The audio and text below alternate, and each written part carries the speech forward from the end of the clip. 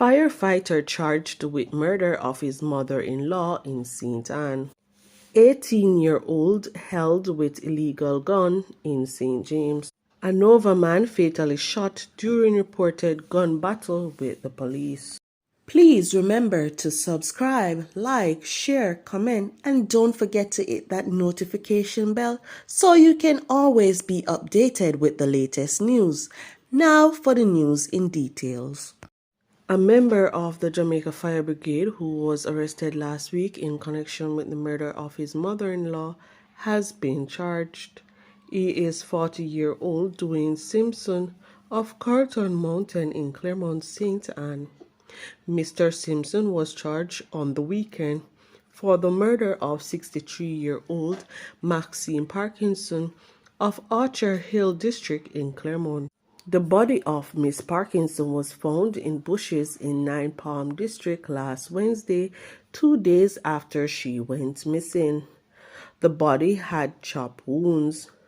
Following an investigation, the firefighter was taken into custody.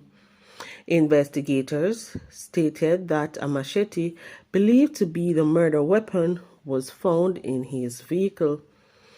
It's further alleged that bloodstains were also found in the vehicle. The police in St. James have arrested an 18-year-old teen after he was held with an illegal firearm at his home in Flankers in the parish on Tuesday. According to the Montego Bay Police, lawmen along with members of the military conducted a joint operation in Seaview Heights in Flankers, where several premises were searched.